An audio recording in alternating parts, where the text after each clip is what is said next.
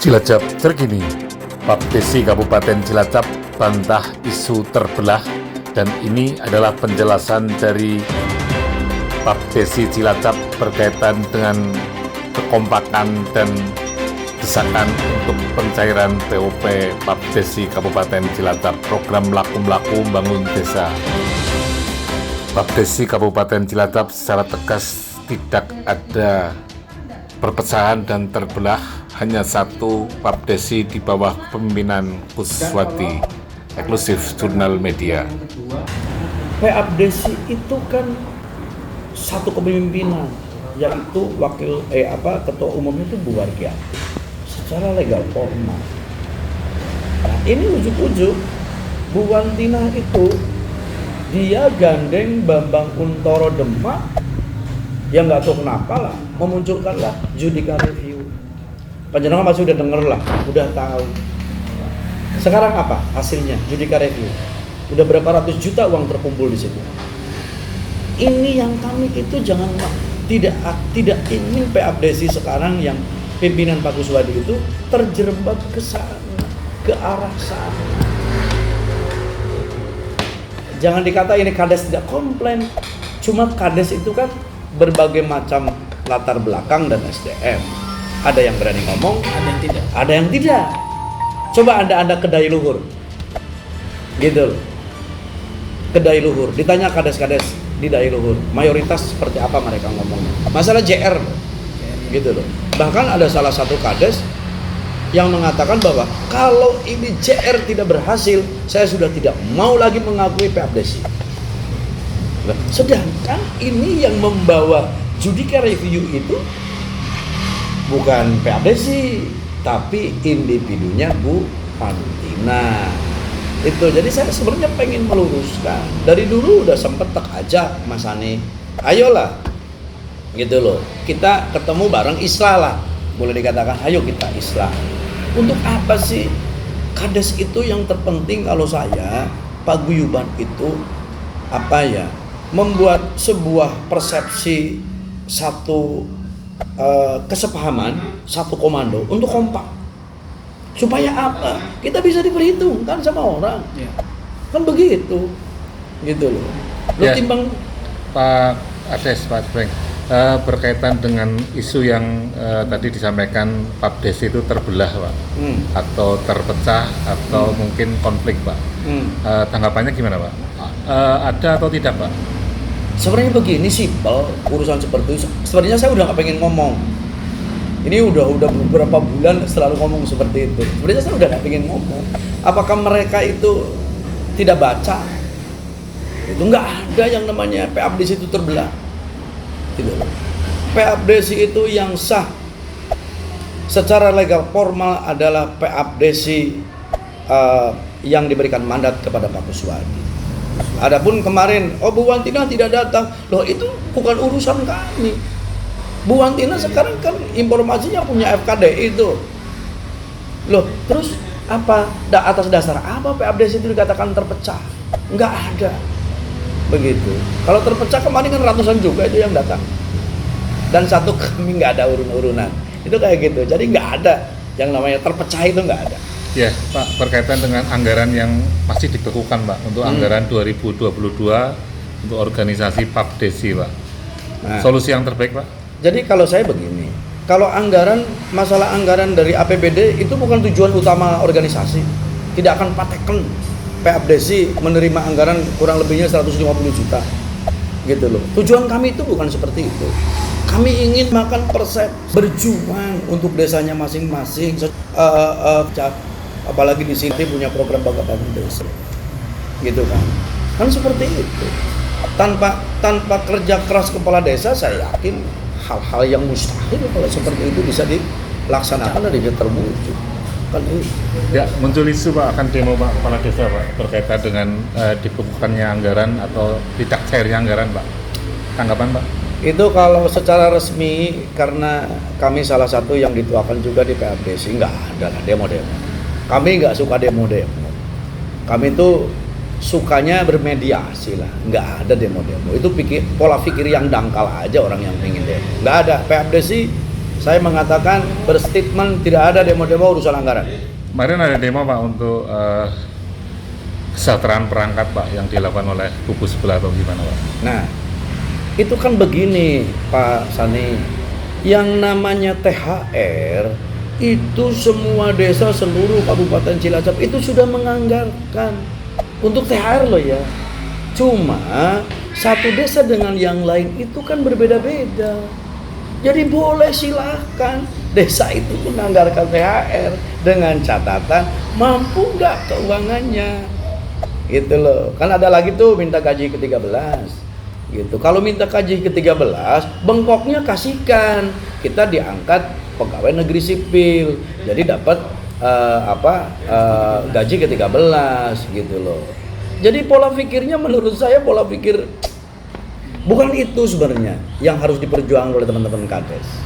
Gimana caranya secara regulasi, secara aturan desa, dalam hal ini kepala desa bekerja dan menjalankan roda pemerintah desa itu dengan aman, nyaman, selamat.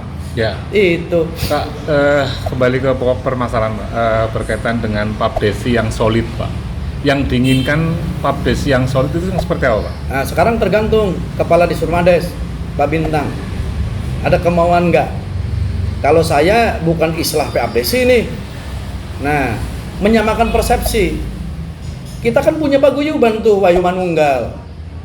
Gitu. Dan juga begini yang harus digarisbawahi. Setiap kepala desa berhak untuk tidak ikut PABDesi boleh.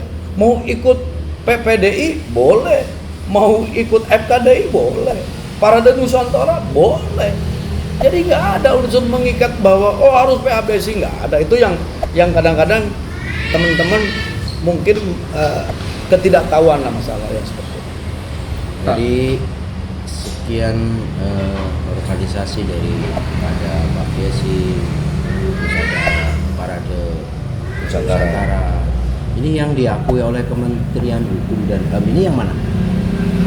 Kalau saya urusan Parade Nusantara itu saya nggak tahu. Saya tahunya bahwa PABDesi itu diakui legal formalnya oleh Kemenkumham, kan begitu. Gitu. Sejauh ini ada sayup angin isu-isu yang terdengar terkait mengenai zaman Papdesi Wayu Manunggal ini dipegang oleh Buntin terus beralih. Nah, ini ada beberapa anggota mungkin menanyakan hal itu tentang pergantiannya itu kok seperti itu gimana tanggapannya ini Pak Cepeng? Kan begini, yang namanya organisasi kan punya anggaran dasar, anggaran rumah tangga. Kalau hasil dari evaluasi pimpinan dalam hal ini ketua PABDesi Kabupaten Cilacap itu di jalan menjalankan amanahnya itu tidak sesuai dengan anggaran dasar, anggaran rumah tangga, maka ketua umum itu punya hak untuk mengganti ataupun untuk membekukan. Itu seperti itu tadi yang diceritakan oleh saya, salah satunya judicial review itu bukan PABDesi di awal di situ. Gitu.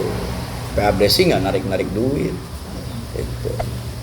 Selanjutnya ini solusi yang terbaik dari kepemimpinan di bawah Pak Kuswadi agar ini Papdesi ini kuat, mampu solid membawa Cilacap yang lebih baik ke depan seperti apa ini? Kalau saya begini, PABDesi Kabupaten Cilacap ini saya udah berkomitmen dengan teman-teman pengurus dalam hal ini. Kalau masalah kita PABDesi versinya Pak Kuswadi itu diikuti oleh beberapa orang, saya nggak butuh banyak dan tidak banyaknya anggota. Yang penting kami kekompakannya. Itu seperti itu. Jadi kami itu fine-fine aja. Karena kami itu bergerak semata-mata untuk kebersamaan. Dan nggak ada niatan apapun dalam hal ini. Begitu.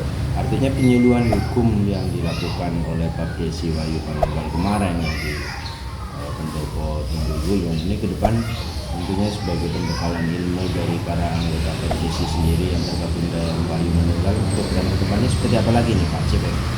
Jadi hal yang seperti kemarin itu mungkin kami akan agendakan 3 bulan atau 4 bulan sekali itu akan teragendakan. Dan kita keliling di seluruh Kabupaten Cilacap. Nanti mungkin bagiannya kita ke barat, nanti kita ke timur lagi, apa ke tengah, nanti Siderja. Itu seperti itu. Karena apa?